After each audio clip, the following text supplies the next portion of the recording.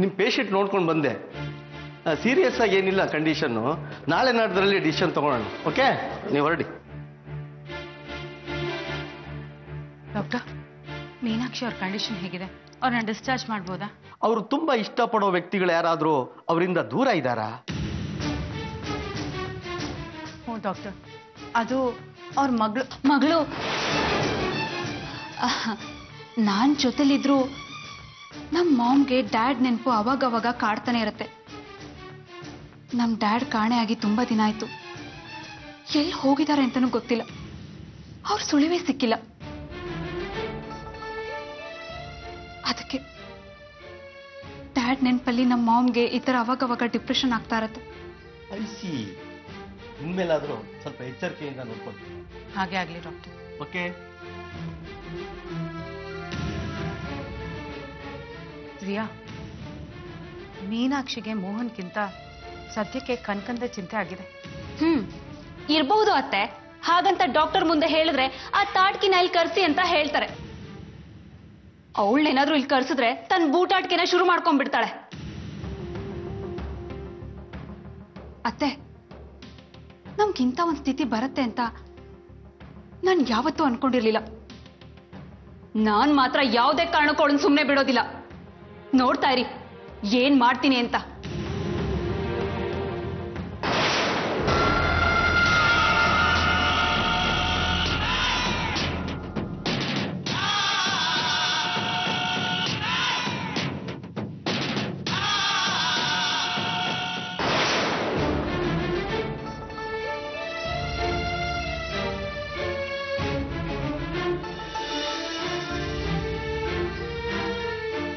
ನೀಲ್ಕಂಠ ಅವ್ರೆ, ಈಗ ಅಮ್ಮ ಹೇಗಿದ್ದಾರೆ? ಅವ್ರ ಕಂಡೀಷನ್ ಹೇಗಿದೆ? ಯಾಕೇನು ಮಾತಾಡ್ತಿಲ್ಲ? ಅಮ್ಮಂಗೆ ಏನಾದ್ರೂ ಹೆಚ್ಚು ಕಮ್ಮಿ ಆಗೋಯ್ತಾ? ಹೇಳಿ, ಏನಾಯ್ತು ಅವ್ರಿಗೆ? ಕನಕ, ಮೀನಾಕ್ಷಿ ಹುಷಾರಾಗಿದ್ದಾರೆ. ಈಗ ಚೇತರಿಸ್ಕೊಳ್ತಾ ಇದ್ದಾರೆ. ಡಿಸ್ಚಾರ್ಜ್ ಮಾಡಿ ಮನೆ ಕಳಿಸಿದ್ದಾರೆ. ಇಂಥ ಮಾತು ಅಂತ ಹೇಳಿದ್ರಿ ಅತ್ತೆ. ಅಮ್ಮ ಹುಷಾರಾದ್ರು ಅಂತ ಹೇಳಿದ್ರಲ್ಲ, ನನ್ಗೆ ಅಷ್ಟು ಸಾಕು. ಆ ದೇವ್ರು ದೊಡ್ಡವನು, ನಮ್ಮ ಅಮ್ಮನ ಪ್ರಾಣ ಉಳಿಸ್ಬಿಟ್ಟ. ಅತ್ತೆ, ಒಂದ್ ನಿಮಿಷ ನಿಂತ್ಕೊಳ್ಳಿ.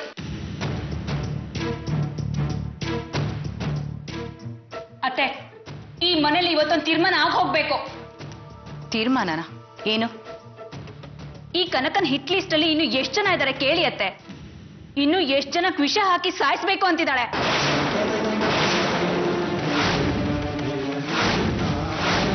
ಶ್ರೀ, ಇವತ್ತೆಲ್ಲ ತೀರ್ಮಾನ ಆಗ್ಬೇಕು. ಈ ಕನಕ ಹಗ್ಲು ರಾತ್ರಿ ಅಂತೆ ಒಂದಲ್ಲ ಒಂದು ಅಡಾವಡಿ ಮಾಡ್ತಾನೆ ಇರ್ತಾಳೆ. ಅಸಂಬದ್ಧವಾಗಿ ಹೇಗೇಗೋ ಆಡ್ತಾಳೆ, ಏನೇನೋ ಮಾಡ್ತಾಳೆ. ಸ್ಕ್ರೂ ಲೂಸ್ ಆಗಿದೆ, ಅತ್ಲಾಗ್ ಮಾತಾಡ್ಕೊಂಡು ಹಾಳಾಗ್ ಹೋಗ್ಲಿ ಅಂತ ಸುಮ್ಮನಿದ್ರೆ ಈಗ ಇವಳು ಹುಚ್ಚು ವಿಷ ಹಾಕೋ ಮಟ್ಟಕ್ಕೂ ಏರಿದೆ. ಪ್ರಿಯಾ, ಅದಕ್ಕೆ ಬಗ್ಗೆ ಇಷ್ಟು ಹಗುರವಾಗಿ ಮಾತಾಡ್ಬೇಡ, ಚೆನ್ನಾಗಿರಲ್ಲ. ಸಾಕು ಸುಮ್ಮನೆ ರೀ. ನೀವೇನೋ ನಿಮ್ಮ ಅದಕ್ಕೆನ ದೇವತೆ ಅಂತ ತಲೆ ಮೇಲೆ ಕೂರಿಸ್ಕೊಂಡಿದ್ರಿ. ಆದ್ರೆ ಆ ಯೋಗ್ಯತೆ ಇವಳಿಗಿರ್ಬೇಕಲ್ಲ. ನೀವೇ ನೋಡಿದ್ರಲ್ಲ ನಿಮ್ ದೇವತೆ ಏನ್ ಕೆಲಸ ಮಾಡಿದ್ಲು ಅಂತ. ಏನು ಕನಕ ಏನಂತದ್ ಮಾಡಿದ್ದು? ಇನ್ನೇನ್ ಮಾಡ್ಬೇಕು? ಹೆತ್ತಮ್ಮಂಗೆ ವಿಷ ಹಾಕಿದಾಳಲ್ಲ. ಏನೇ ತುಂಬಾ ಮಾತಾಡ್ತಿದ್ಯಾ? ಆಸ್ಪತ್ರೆಯಲ್ಲೇ ನಿನ್ಗೆ ಕಪಾಳ ಕೊಡಿಬೇಕು ಅಂತಿದ್ದೆ, ಆದ್ರೆ ಶ್ರೀಕಾಂತನ್ ಮುಖ ನೋಡ್ಕೊಂಡು ಸುಮ್ನಿದ್ದೀನಿ. ಇನ್ನೊಂದು ಸಾರಿ ಈ ತರ ನಾಲ್ಗೆ ಉದ್ದ ಮಾಡಿದ್ರೆ ನಾನ್ ಸುಮ್ನಿರಲ್ಲ. ಕನಕನೇ ವಿಷ ಹಾಕಿದಾಳೆ ಅನ್ನೋದಕ್ಕೆ ನಿತ್ರ ಏನೇ ಸಾಕ್ಷಿ ಇದೆ? ಓಹೋ, ಸಾಕ್ಷಿ ಬೇರೆ ಬೇಕಮ್ಮವ? ಅತ್ತೆ, ನಿಮ್ ಮಗನಿಗೆ ಸಾಕ್ಷಿ ಬೇಕಂತೆ. ನೀವೇ ಹೇಳಿ ಅತ್ತೆ. ಬೆಳಗ್ಗೆ ಕನಕ ನಿಮ್ ಕಣ್ಣಿಗೆ ಮಣ್ಣೆರ್ಚಿ ಯಾರದೋ ಹುಟ್ಟಿದಪ್ಪ ಅಂತ ಸುಳ್ಳು ಹೇಳಿ ಹೋಗ್ಲಿಲ್ವಾ?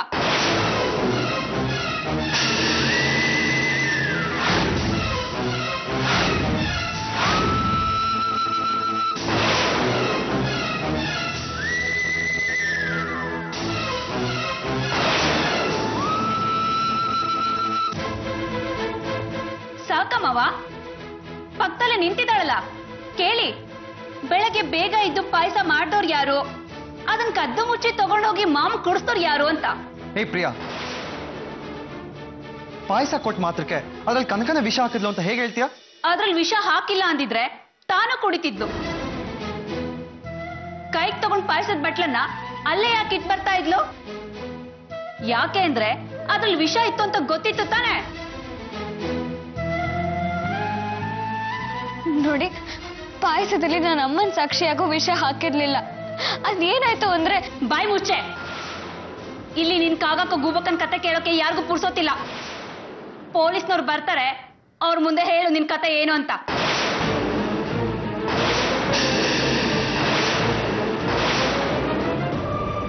ಪ್ರಿಯಾ, ನೀನ್ ತಲೆಗಿಲೆ ಕೆಟ್ಟಿದ್ಯಾ? ಪೊಲೀಸ್ ಕಂಪ್ಲೇಂಟ್ ಕೊಡು ಅಂತ ನಿನ್ಗ್ಯಾರು ಹೇಳಿದ್ದು? ಯಾಕೆ ಹೇಳ್ಬೇಕು? ಇವತ್ತು ಮಾಮ್ ವಿಷ ಹಾಕ್ದೋಳು, ನಾಳೆ ನಮ್ಗೆಲ್ಲ ಹಾಕಲ್ಲ ಅಂತ ಏನ್ ಗ್ಯಾರಂಟಿ? ಯಾರ್ ಏನೇ ಹೇಳಿದ್ರು ನಾನ್ ಕಂಪ್ಲೇಂಟ್ ಕೊಟ್ಟೆ ಕೊಡ್ತೀನಿ. ನಾನೊಂದ್ ಸಣ್ಣ ತಪ್ಪು ಮಾಡಿದ್ದಕ್ಕೆ ಈ ಕನಕ ನನ್ನನ್ನ ಕಂಬಿ ಎಣ್ಸೋ ಹಾಗೆ ಮಾಡಿದ್ಲು. ಈಗ ನಾನು ಇವಳನ್ನ ಜೀವನ ಪೂರ್ತಿ ಕಂಬಿ ಎಣ್ಸೋ ಹಾಗೆ ಮಾಡ್ತೀನಿ.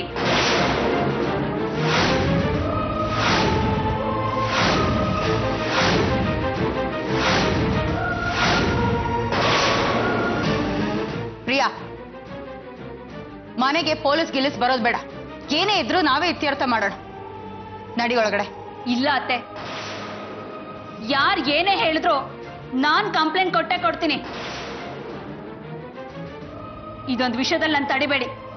ಪ್ರಿಯಾ, ನನ್ನ ಮಾತು ಕೇಳು. ಇದನ್ ಯಾರ್ಯಾರ ಕುತ್ತಿಗೆ ಗುರುಳಾಗುತ್ತೋ ಗೊತ್ತಿಲ್ಲ. ಕನಕನೇ ವಿಷ ಹಾಕಿದ್ರು ಅವಳು ಗೊತ್ತಿಲ್ದೇನೆ ಮಾಡಿರ್ತಾಳೆ. ಹಾಗೆ ಹುಚ್ಚಿಡ್ದವರು ಮಾಡಿರೋ ತಪ್ಪಿಗೆ ಕಾನೂನಲ್ಲೂ ಕ್ಷಮೆ ಇದೆ. ಪ್ರಿಯಾ, ನಡಿ ಒಳಗಡೆ. ನನ್ನ ಮಾತು ಕೇಳು ಪ್ರಿಯಾ, ನಡಿ ಒಳಗಡೆ.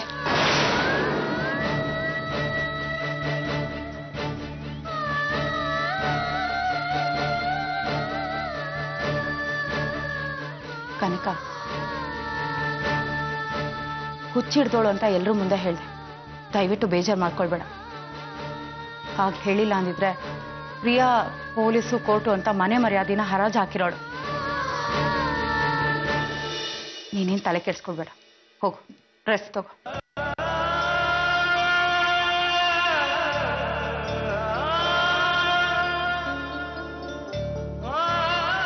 ಸಾರಿ ಕನಕ, ಎಲ್ಲ ಸೇರಿ ನನ್ನ ಮನಸ್ಸನ್ನ ಹರಿದು ಚೂರ್ ಚೂರ್ ಮಾಡಿಬಿಟ್ರು. ಇವರೆಲ್ಲ ಮನುಷ್ಯರಲ್ಲ, ಮೃಗಗಳು.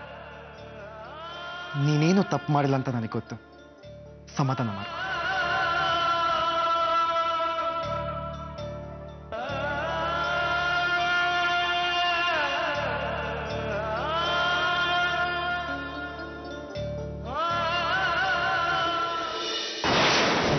ನೀವೇನ್ರಿ ಈ ಮನೇಲಿ ಇಷ್ಟೆಲ್ಲ ನಡೀತಾ ಇದ್ರು ಆ ಕನಕನ್ ಪರ ವಹಿಸ್ಕೊಂಡು ಮಾತಾಡ್ತಿದ್ದೀರಲ್ಲ? ಪ್ರಿಯಾ, ನಿಂದ ಅತಿ ಆಯ್ತು.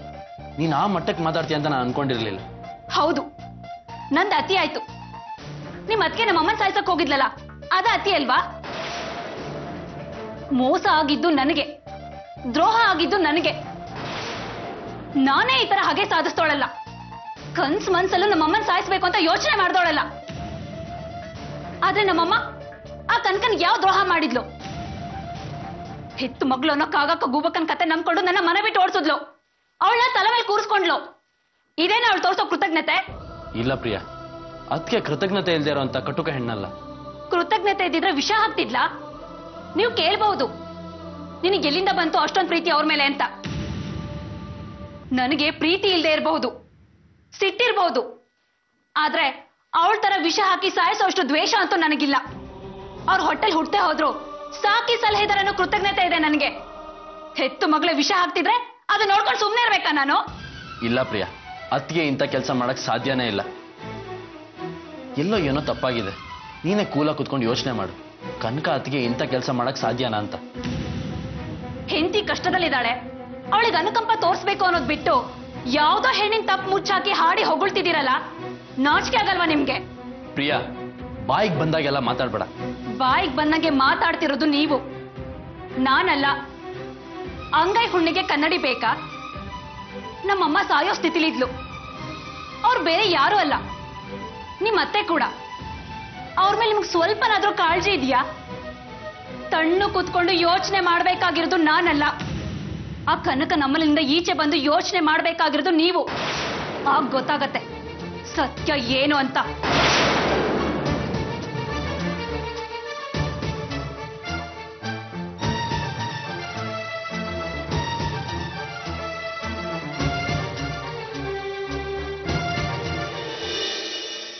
ಅಬ್ಬಾ ಆ ಕನ್ಕನ್ನ ಏನೋ ಅನ್ಕೊಂಡಿದ್ದೆ, ನೋಡೋಕೆ ಮಗು ತರ ಕಾಣ್ತಾಳೆ, ಒಳ್ಗೊಳ್ಗೆ ಮಳ್ಳಿ ತರ ಇಂಥ ಕೆಲಸ ಮಾಡ್ತಾಳೆ ಅಂತ ನಾನು ಅನ್ಕೊಂಡಿರ್ಲಿಲ್ಲ.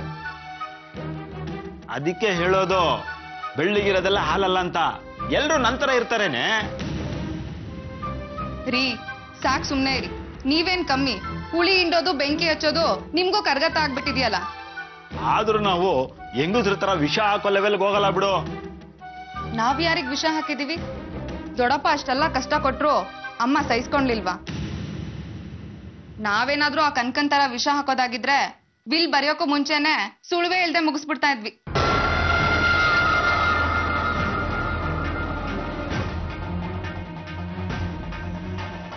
ನೀನ್ ಹೇಳೋದು ನಿಜಾನೇ ಬಿಡು. ಅಕ್ಕನ್ಗೆ ಐಡಿಯಾ ಬರ್ಲಿಲ್ಲ. ಬಂದಿದ್ರೆ ನಾವು ಸೂಸೈಡ್ ಮಾಡ್ಕೊಳಕ್ಕೆ ವಿಷಕ್ಕೂ ದುಡ್ಡು ಕೇಳೋ ಪರಿಸ್ಥಿತಿಗೆ ಬರ್ತಿದ್ವಾ? ಸಾಕ್ ನಿಲ್ಸ್ತೀರಾ?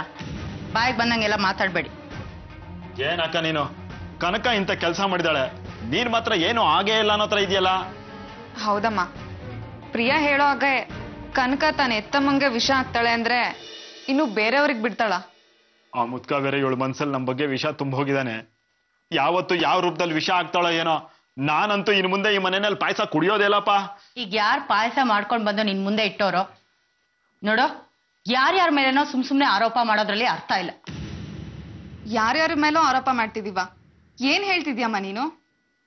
ನಂಗೇನೋ ಕನಕ ಪಾಯಸದಲ್ಲಿ ವಿಷ ಹಾಕಿದಾಳೆ ಅಂತ ಅನಿಸ್ತಾ ಇಲ್ಲ. ಏನಕ್ಕ ನೀನು? ಎಲ್ಲ ಕನ್ನಡಿ ತರ ಇದೆ. ಆ ಕೆಲ್ಸದವಳು ಹೇಳಿಲ್ವಾ ಕನಕ ತಂದು ಪಾಯಸ ಕುಡಿದ ತಕ್ಷಣ ಆ ಮೀನಾಕ್ಷಮ್ಮ ಮಕ್ಕಳೇ ಬಿದ್ರು ಅಂತ?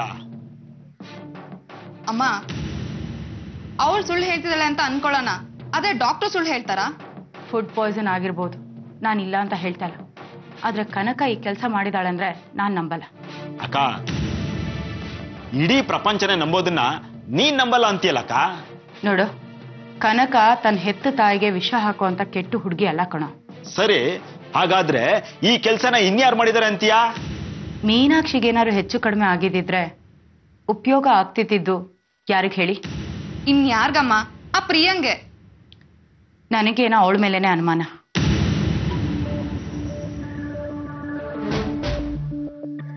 ಏನಕ್ಕ ಹೀಗೆ ಹೇಳ್ತಾ ಇದೀಯಾ? ಹೌದಮ್ಮ, ಸಾಕೆ ಸಲಹೆ ತಾಯಿ ಅವರು, ಅವ್ರಿಗೇನೆ ಪ್ರಿಯಾ ವಿಷ ಹಾಕ್ತಾಳ? ಮಹತ್ವಾಕಾಂಕ್ಷೆ ಇರೋರು ಹೀಗೆ ನಡ್ಕೊಳ್ಳೋದು. ಪ್ರಿಯಂಗೆ ಮೀನಾಕ್ಷಿ ತನ್ನ ಸ್ವಂತ ತಾಯಿಯಲ್ಲ ಅನ್ನೋ ವಿಷಯ ಗೊತ್ತಾಗಿದೆ. ಅದು ಅಲ್ಲದೆ ಮೀನಾಕ್ಷಿ ಕೂಡ ಪ್ರಿಯನ್ ಜೊತೆ ಕೆಟ್ಟದಾಗ ನಡ್ಕೊಂಡಿದ್ದಾರೆ. ಅದನ್ನೇ ಮನ್ಸಲ್ಲಿ ಇಟ್ಕೊಂಡು ಪ್ರಿಯಾ ಯಾಕೆ ಈ ಕೆಲಸ ಮಾಡಿರ್ಬಾರ್ದು? ಕಣಕ, ನಿನ್ನ ಅನುಮಾನನು ನಿಜಾನೇ. ಪ್ರಿಯಾನೇ ಈ ಕೆಲಸ ಮಾಡಿರ್ಬೋದು. ಅದೇಗ್ ಸಾಧ್ಯ? ಸೀನಲ್ಲೇ ಇಲ್ಲ. ಪಾಯಸ ಮಾಡಿರೋದು ಕನಕ. ನಿನಗ್ ಸುಳ್ಳು ಹೇಳಿ ಮೀನಾಕ್ಷಿ ಮನೆಗೆ ಹೋಗಿರೋದು ಅವಳೆ, ಪಾಯಸ ಕೊಟ್ಟಿರೋದು ಅವಳೆ. ಪ್ರಿಯಾ ಹೇಗ್ ವಿಷ ಹಾಕಕ್ಕಾಗತ್ತೆ? ಎಲ್ಲ ಗೊಂದಲ ಅನಿಸ್ತಾ ಇದೆ. ಆದ್ರೆ ಈ ಸಲ ಮಾತ್ರ ನಾನು ಸುಮ್ಮನೆ ಇರಲ್ಲ. ಸತ್ಯ ಏನು ಅಂತ ತಿಳ್ಕೊಳ್ತೀನಿ. ಸರಿ, ನೀವು ಹೊರಡಿ. ಮುಂದೆ ಏನ್ ಮಾಡ್ಬೇಕು ಅಂತ ನಾನು ಯೋಚನೆ ಮಾಡ್ತೀನಿ.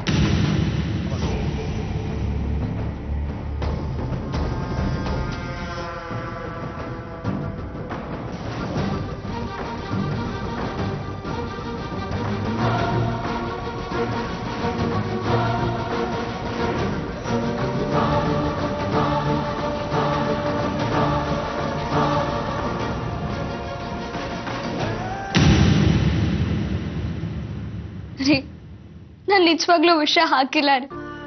ನಾನು ಯಾಕೆ ಅವ್ರಿಗೆ ವಿಷ ಹಾಕ್ಲಿ? ನನ್ನ ಹೆತ್ತಮ್ಮ ಈಗ ತಾನೇ ಸಿಕ್ಕಿದ್ದಾರೆ, ನಾನು ಅವ್ರಿಗೆ ವಿಷ ಹಾಕ್ತೀನ? ಇಲ್ಲ ಕನಕ, ನೀನ್ ಇಂಥ ಕೆಲಸ ಮಾಡಿರಲ್ಲ ಅಂತ ನಂಗೆ ಚೆನ್ನಾಗಿ ಗೊತ್ತು. ಒಂದು ಸಣ್ಣ ಇರ್ಬೇಕು ನೋವಾದ್ರು ಅಯ್ಯೋ ಅನ್ನೋ ಕರುಣಾಮಯಿ ನೀನು. ಅಂಥದ್ರಲ್ಲಿ ಅತ್ತೆಗೆ ವಿಷ ಹಾಕಿದೆ ಅಂದ್ರೆ ನಂಬಕ್ಕಾಗತ್ತಾ? ಆದ್ರೆ ಮನೆಯಲ್ಲಿ ಎಲ್ರಿಗೂ ಅದೇ ಭಾವನೆ ಬಂದ್ಬಿಟ್ಟಿದೆ. ತಲೆ ಎತ್ತಿ ಓಡಾಡೋ ಹಾಗಿಲ್ಲ, ಎಲ್ರೂ ಅಸಹ್ಯದಿಂದ ನೋಡ್ತಿದ್ದಾರೆ. ನೀನು ನಿಮ್ಮ ಅಮ್ಮನ ಎಷ್ಟು ಪ್ರೀತಿಸ್ತೆ ಅಂತ ನನಗೆ ಚೆನ್ನಾಗಿ ಗೊತ್ತು. ಅದ್ರಲ್ಲೂ ಮಾವ ಕಣ್ಮರೆ ಆದ್ಮೇಲಂತೂ 3 ಹೊತ್ತು ನಿಂಗೆ ಅವ್ರದ್ದೇ ಧ್ಯಾನ. ಅವ್ರ ಕಷ್ಟನ ನಿನ್ ಕಷ್ಟ ಅನ್ನೋ ರೀತಿ ನೋಡ್ತಿದ್ಯಾ. ಅವ್ರ ನೋವು ಸಂಕಟದಲ್ಲಿ ಭಾಗಿಯಾಗ್ತಿದ್ಯಾ, ಉಪಚಾರ ಮಾಡ್ತಿದ್ಯಾ. ಮಗಳಾಗಿ ನೀನ್ ಇನ್ನೇನ್ ಮಾಡಕ್ ಸಾಧ್ಯ ಕನಕ? ಏನ್ ಮಾಡಿದ್ರು ಸಾರ್ಥಕ ಆಗ್ಲಿಲ್ವಲ್ರಿ. ನನ್ನಿಂದ ಈ ಮನೆ ಶಾಂತಿ ನೆಮ್ಮದಿ ಎಲ್ಲ ಕದಡ್ ಹೋಗಿದೆ. ಯಾರಿಗೂ ಖುಷಿ ಇಲ್ಲ. ನಾನು ಅಪರಾಧಿ ಸ್ಥಾನದಲ್ಲಿ ನಿಂತ್ಬಿಟ್ಟಿದ್ದೀನಿ. ಈಗ ಅಮ್ಮನ್ ಕೊಲ್ಲಕ್ ಹೋಗಿದ್ ಕೊಲೆಗಾರ್ತಿ ಅನ್ನೋ ಪಟ್ಟನೂ ಬಂದ್ಬಿಟ್ಟಿದೆ. ಕನಕ, ಯಾರು ಹೇಳಿದ್ದು ನೀನ್ ವಿಷ ಹಾಕಿದ್ಯಾ ಅಂತ? ಇನ್ಯಾರು ಹೇಳ್ಬೇಕು? ಪ್ರಿಯಾನೇ ಹೇಳಿದ್ಲಲ್ಲ ನೀನೇ ವಿಷ ಹಾಕಿದ್ದು ಅಂತ.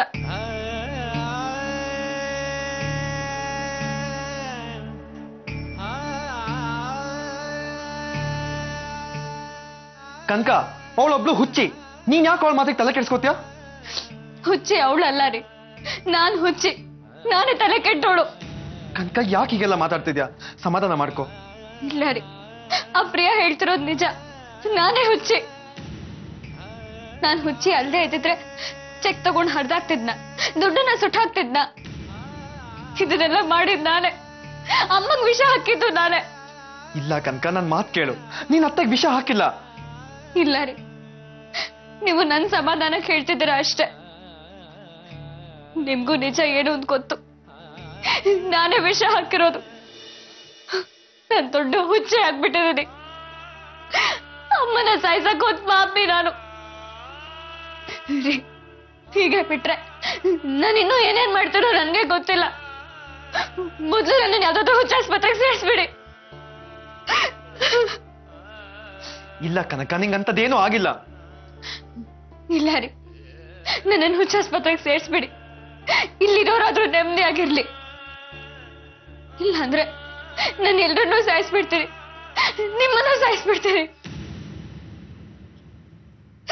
ಅಯ್ಯೋ ದೇವ್ರೆ, ನನ್ನ ಯಾಕಪ್ಪ ಎಂತ ಸ್ಥಿತಿಗೆ ತಂದೆ?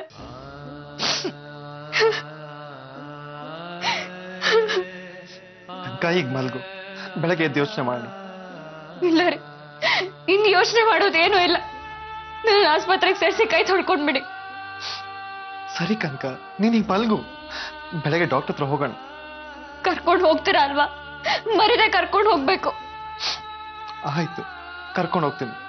ನಡಿ, ಮಲ್ಗು.